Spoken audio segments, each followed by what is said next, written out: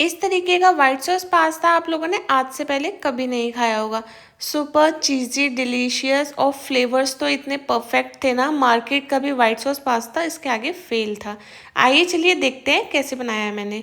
Hello नमस्ते दोस्तों, आप सभी का हमारे चैनल हस्बैंड वाइफ किचन में स्वागत है।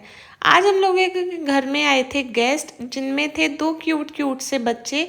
तो मैंने सोचा क्यों ना इन लोगों के लिए कुछ बच्चों का मनपसंद बनाया जाए। तो मैं यहाँ पे बना रही हूँ व्हाइट सॉस पास्ता, जिसके लिए मैंने ले ली थी यहाँ पे कम से कम 1 कटोरी मैक्रोनी। तो यहाँ पे मैंने मैक्रोनी को अच्छे से एक गिलास पानी में यहाँ पे मैंने डाल दिया था कढ़ाई में, और अब मैं डाल दिया है इसमें नमक और तेल, जिससे कि जब हम इसे बॉईल करें तो ये स्टिकी से ना बने, क्योंकि चिपकने नहीं चाहिए, एकदम खिले खिले पास्ता हमारा बनना चाहिए। तो यहाँ पे मैंने लो टू मीडियम फ्लेम पे गैस पे कढ़ाई को चढ़ा दिया है बॉईल करने के लिए। मैंने 5 मिनट के लिए इसको बॉईल किया था, और 5 मिनट में ही हमारी परफेक्ट जो मैक्रोनी है वो बढ़िया तरीके से बॉईल हो गई थी। अब निकाल लेते हैं कुछ वेजीज फ्रिज में से, जिनको अब हम कट कर लेते हैं।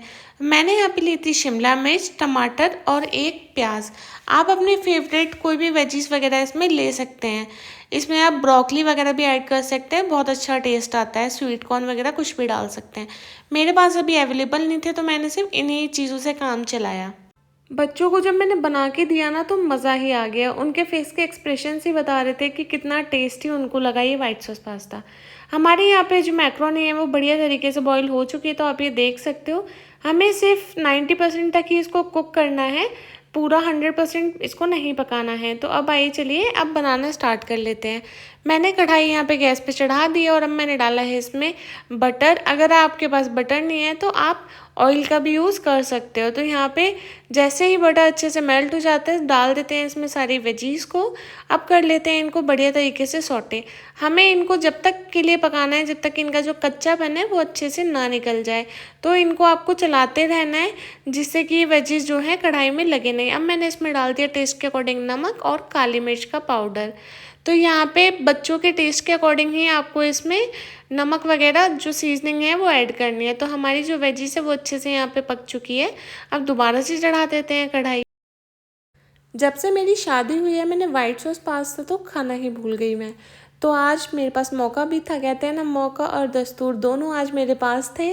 तो आज घर में गेस्ट आए हुए थे, जिसमें छोटे छोटे क्यूट से बच्चे थे, और उनको देख के मेरा भी मन करा कि कुछ बढ़िया सा बना देते हैं। तो मैं उनके यहाँ पे बढ़िया सा व्हाइट सॉस पास्ता बना रही हूँ, जिसे खा के मेरा भी दिल बहुत ज़्यादा खुश हो गया। कढ़ाई हो चुकी है गर्म, मैंने उसमें फिर से 1 चम्मच यहाँ पे बटर डाला था, और बटर गर्म होने के बाद डाल दिया था 1 चम्मच मैदा, जिसको मैं अच्छे से यहाँ पे ड्राई रोस्ट कर रही हूँ। जब ये परफेक्टली तरीके से रोस्ट हो जाएगा तो ऐसा लग रहा है मुझे कढ़ाई पूरी साफ़ हो चुकी है, लेकिन जो हमारी मैदा है ना वो पूरे मेरे चमचे पे चिपक गया था। तो यहाँ पे बढ़िया तरीके से मैदा को अच्छे से भून लेंगे, जिससे कि मैदा का जो कच्चापन है वो अच्छे तरीके से यहाँ पे निकल जाए। तो हमारा मैदा यहाँ भुन चुका है। अब इसमें डाल देते हैं, यहाँ पे मैंने हल्का गुनगुना दूध लिया है, तो आधा कटोरी मैंने यहाँ पे दूध डाला है, और अच्छे से चमचे की मदद से इसको चलाएंगे, जिससे कि जो मैदा है वो यहाँ पे अच्छे तरीके से मिक्स हो जाए। कोई भी लम्स वगैरह, गुठलियाँ वगैरह इसमें नहीं पड़नी चाहिए। तो आप देख सकते हो कि व्हाइट सॉस पास्ता की हमारी परफेक्ट तरीके से जो क्रीम है वो बनना स्टार्ट हो चुकी है। तो हमारी सॉस यहाँ पे बनके रेडी हो चुकी है। आप ये देख सकते हो, तो मैदा तो मेरे चमचे से निकलने का नाम ही नहीं ले रही है। तो यहाँ पे अच्छे तरीके से हमारी जो वाइट सॉस है वो परफेक्टली तरीके से यहाँ पे बन चुकी है।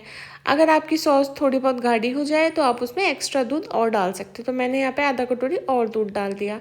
आप ये देख सकते हो कि किस तरीके से हमारी यहाँ पे जो वाइट सॉस है एकदम क्रीमी सॉस हमारी यहाँ बनके तैयार हुई है। तो अच्छे से आपको इसको चलाते रहना है, बिल्कुल भी लम्स वगैरह इसमें नहीं रहने चाहिए। परफेक्टली तरीके से एकदम स्मूथ टेक्सचर इसका होना चाहिए।